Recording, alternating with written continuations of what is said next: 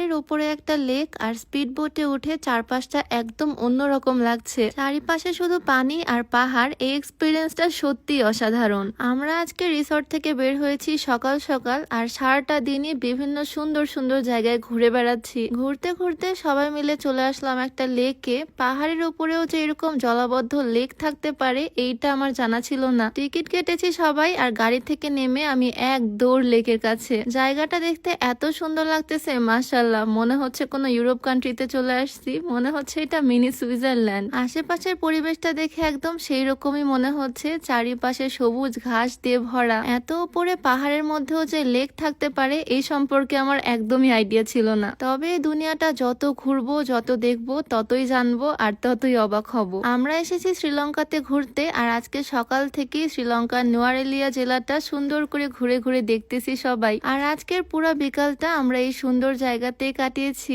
এটা হচ্ছে একটা পার্ক, একদম প্রাকৃতিক পরিবেশের একটা পার্ক। আর এখানে ঢুকতে এন্ট্রি ফি নিয়েছে 1000 টাকা করে পার পার্সন। তবে এই সুন্দর প্রকৃতিতে আসলে মনটা একদম ভালো হয়ে যাবে। আমার মন তো ভালো হয়েছেই, তবে এখানে এত পরিমাণে বাতাস আর এই জায়গার ওয়েদারটাও খুবই ঠান্ডা, তাই আমি আর এখানে টিকতে পারলাম না। কাঁপতে কাঁপতে যাচ্ছি গাড়িতে আমার জ্যাকেটটা পরতে। কোনোভাবে এত শীতে আর সার্ভাইভ করা আমার পক্ষে পসিবল না। এমন একটা জায়গায় ঘুরতে এসেছি, এখনই ঠান্ডা আর এখনই গরম, সবাই একদম কাঁপাকাঁপি শুরু হয়ে গেছে আমাদের। তবে এই শীতের মধ্যেও সবার ডিসিশনে এখন স্পিড বোট রাইডে যাচ্ছি। মালদ্বীপে আমরা এত বেশি স্পিড বোটে উঠেছি, খুবই ভালো এক্সপিরিয়েন্স ছিল। তবে এই লেকের মধ্যে এবার স্পিড বোটে উঠতেছি, একটা রাইড দিব। এক্সপিরিয়েন্সটা যে এত জোস হবে প্রথমে আমি বুঝতেই পারিনি। পুরা রাইডে সবাই প্রচুর এনজয় করেছি। আমার ম্যাক্সিমাম ভিডিওতে আমি ওয়েট লসের কথা বলি, তাই অনেকে জিজ্ঞেস করো ওয়েট বাড়াবো কিভাবে। হেলদি ভাবে ওজন বাড়াতে চাইলে তোমরা এই বাদাম নিউট্রিশন সাপ্লিমেন্ট আর এই প্রিমিয়াম চকলেট শেকটা ট্রাই করতে পারো। এগুলো কোন রকমের ওষুধ না, সাপ্লিমেন্ট, যেটা তোমার মুখের রুচি বাড়াতে সাহায্য করবে আর ওজন বাড়াবে।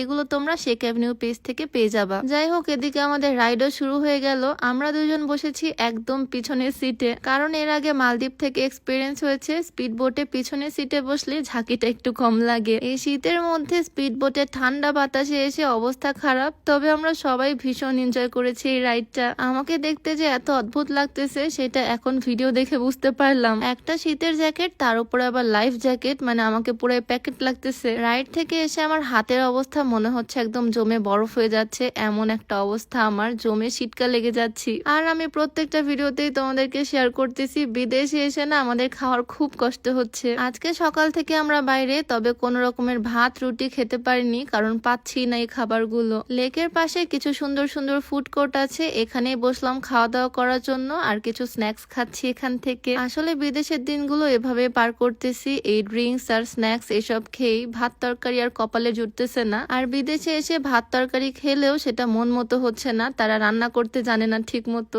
বাঙালিদের মতো রান্না আসলে হয় না। তবে ইনস্ট্যান্ট নুডলস অনেকটা লাইফ সেভার হয়ে কাজ করতেছে। ক্ষুধা লাগলে 1 কাপ করে ইনস্ট্যান্ট নুডলস খেলে একটু শান্তি পাই। দুপুরের লাঞ্চটা আমরা করলাম সন্ধ্যার একটু আগ দিয়ে, আর এই ছিল আমাদের আজকের সারাদিনের ঘোরাফেরা। সন্ধ্যা নামতেছে আর আস্তে আস্তে মনে হচ্ছে শীতটাও বেড়ে যাচ্ছে। রাতের বেলা এখানে টেম্পারেচার 5 ডিগ্রি 6 ডিগ্রি থাকে, প্রচন্ড শীতের মধ্যে দিন কাটাচ্ছি। যাই হোক, এই সুন্দর জায়গাটাতে আজকের বিকালটাও বেশ ভালো কাটালাম আর তোমাদের সাথেও ছোট্ট করে ভিডিও শেয়ার করলাম। কেমন লাগলো অবশ্যই জানিও। দেখা হয়ে যাবে নতুন ভিডিওতে। সবাইকে আল্লাহ হাফিজ, আসসালামু আলাইকুম।